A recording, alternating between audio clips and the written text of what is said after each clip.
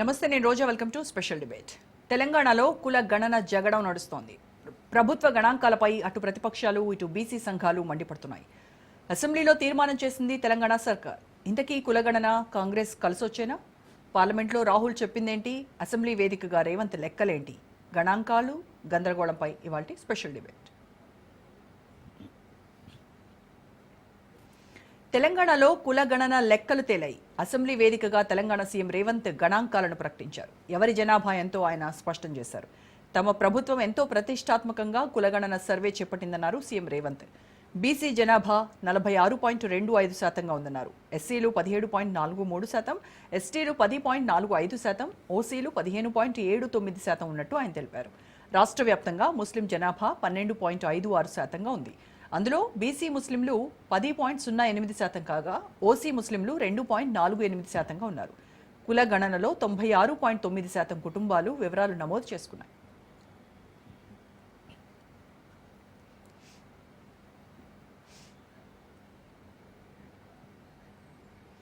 తెలంగాణ కుల గణన సర్వే దేశానికే దిక్సూచి అవుతుందన్నారు ముఖ్యమంత్రి రేవంత్. దేశంలో ఎక్కడా ఇలాంటి సర్వే జరగలేదన్నారు.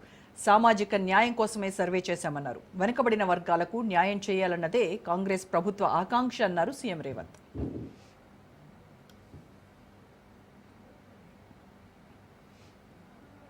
తరగతుల షెడ్యూల్డ్ కులాల షెడ్యూల్డ్ తెగల అమలు పరిచేలా కులగణన ఒక సమగ్ర ఇంటింటి కుటుంబ సర్వేను చేపట్టాలని సభ ఏకగ్రీవంగా తీర్మానించింది. రాష్ట్రంలో సర్వే 50 రోజులు సర్వే ముగిసే సమయానికి మొత్తం సర్వే చేసిన కుటుంబాల సంఖ్య గ్రామీణ ప్రాంతాలలో 66,99,602 మరియు నగర ప్రాంతంలో 45,15,532 కాగా మొత్తం సర్వే చేసిన కుటుంబాల సంఖ్య 1,12,15,134.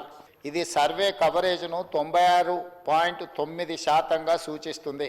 డేటా ఎంట్రీ పూర్తి చేయడానికి మొత్తం 36 రోజుల సమయం పట్టింది. 2024 ఫిబ్రవరి 4న మంత్రిమండలి తీసుకున్న నిర్ణయానికి అనుకూలంగా సర్వే అన్ని అంశాల్లో 1 సంవత్సరం లోపు విజయవంతంగా పూర్తి చేయబడింది.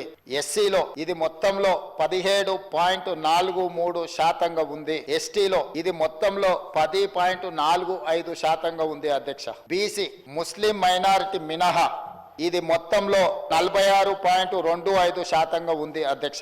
ముస్లిం మైనారిటీలో ఇది మొత్తంలో 10.08% ఉంది అధ్యక్ష. ముస్లిం మైనారిటీలో ఉన్న బీసీలను కలుపుకుంటే మన రాష్ట్రంలో మొత్తం బీసీలు 56.33% ఉంది అధ్యక్ష. ఓసీలో ఉన్న ముస్లిం మైనారిటీలను కలుపుకుంటే మొత్తం ఓసీలు ఇది మొత్తంలో 15.79% ఉంది అధ్యక్ష. మా పిసిసి అధ్యక్షుడు మహేష్ కుమార్ గౌడ్ గారిని నేను అడిగిన, ఒకవేళ చట్టపరంగా 42% ఇవ్వడానికి అవకాశం లేకపోతే పార్టీ పరంగా రేపు జరగబోయే స్థానిక సంస్థలలో కాంగ్రెస్ పార్టీ 42% సీట్లు ఇస్తామని చెప్పినాం అధ్యక్ష. ఇవాళ మేము సిద్ధంగా ఉన్నాం, మీరు సిద్ధంగా ఉన్నారా? నేను ఇవాళ సూటిగా అడుగుతున్న బీఆర్ఎస్ను బీజేపీని, మా పార్టీ 42% రేపు జరగబోయే స్థానిక సంస్థల ఎన్నికలల్లో 42% సీట్లు మా పార్టీ ఇస్తుంది. ఇది మా కమిట్మెంట్. మీ 2 పార్టీలు నేను సవాలు విసురుతున్నా, మీరు రాండి, ఈ వేదిక మీద నుంచి మాట ఇవ్వండి, 42% ఇద్దాం. చట్టాన్ని సవరించే చట్టంలో ప్రొవిజన్ వచ్చినప్పుడు చట్ట ప్రకారం ఇద్దాం. ఈ రోజు రాజకీయంగా నైతికంగా మనం కట్టుబడి ఉండి 42% బలహీన వర్గాలకు సీట్లు ఇద్దాం. మీకు చిత్తశుద్ధి ఉంటే ముందుకు రాండి అని చెప్పి నేను వారికి సూచన చేస్తున్నా అధ్యక్ష. సమగ్ర కుటుంబ సర్వే ప్రకారం బీసీలు 51%, తాజా కులగణన సర్వే ప్రకారం బీసీలు 56%.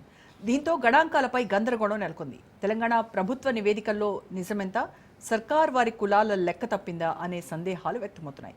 సర్వేలో బీసీలను తక్కువ చేసి చూపించారని ప్రతిపక్ష నేతలు మండిపడ్డారు. రాజకీయంగా బీసీలకు తీవ్ర అన్యాయం జరుగుతోందన్నారు. సమగ్ర కుటుంబ సర్వే 2014లో జరిగింది. శాంతి కుమారి గారు ఉన్నారు, రామకృష్ణారావు గారు ఉన్నారు, సందీప్ కుమార్ సుల్తానియా గారు ఉన్నారు. అప్పుడు ఇదే అధికారుల అధ్యక్ష, అప్పుడెవరు వేరే లేరు. I'm saying this on record. I worked as a minister for 9.5 years. Yes, చేసింది మొత్తం ప్రభుత్వ అధికారులే, చేపించింది ప్రభుత్వమే. Yes, it is an official document. అందులో ఖచ్చితంగా మేము ఓపెన్ గా వెబ్సైట్ లోనే పెట్టినాం. ఏముంది అధ్యక్ష? సమగ్ర మీ చేతిలో కూడా అదే ఉంది. ఏముంది అధ్యక్ష అందులో డేటా? తేడా ఏంటంటే కేసీఆర్ గారి ప్రభుత్వానికి కాంగ్రెస్ ప్రభుత్వానికి అధ్యక్ష 1,03,00,000 కుటుంబాల అధ్యక్ష 1,03,95,000 మొత్తం పాల్గొన్న ప్రజలు 3,68,00,000 జరిగింది ఒక్క రోజులో 24 గంటల్లో రాష్ట్ర వ్యాప్తంగా. ముఖ్యమంత్రి గారు నిజంగా ఎంత మిస్లీడింగ్ గా మాట్లాడుతున్నారంటే అధ్యక్ష వారు అంటారు, అధ్యక్ష ఇంతకు మించిన టాపిక్ లేదు అధ్యక్ష, వారు అడిగిన ప్రశ్నకు తప్పకుండా మా ప్రభుత్వం గతంలో చేసిన పని గురించి బీసీల సంఖ్య అందులో ఎంత అని. ఎస్, ఆనాడు బీసీల సంఖ్య సమగ్ర కుటుంబ సర్వే ప్రకారం 51%. 51% బీసీలు, ముస్లిం సామాజిక వర్గంలో ఉండే బీసీలను కూడా కలుపుకుంటే 10%. మొత్తం ఆనాడు సమగ్ర కుటుంబ సర్వే ప్రకారం రాష్ట్రంలో బీసీల సంఖ్య 61%. దీన్ని తగలబెట్టండి ఈ నివేదికలు తప్పుల తడక అని కాంగ్రెస్ పార్టీ ఎమ్మెల్సీ చెప్తున్నాడు, మేం కాదు. సమగ్ర కుటుంబ సర్వేలో 1,85,61,000 ఉన్న బీసీలు ఎట్లా 1,64,00,000 తగ్గినరు, 51% 46% ఎట్లయిందని అడుగుతున్నారు. తగలబెట్టమని చెప్పిండు అధ్యక్ష, మామూలు కాదు. ఇంకొక మాట అధ్యక్ష, మేము అనుకున్నాం అధ్యక్ష శాసనసభ సమావేశం ప్రత్యేకంగా పెడితే, ఇవాళ ఏం చెప్పినారు మీరు కొత్తగా? కానీ ప్రభుత్వ లెక్కలు ఏం చెప్తున్నాయి అధ్యక్ష ఈరోజు? ఇది చెప్పింది ప్రభుత్వ లెక్కనే. ఇంకో లెక్క ఈ రోజు ఏం చెప్తున్నారు?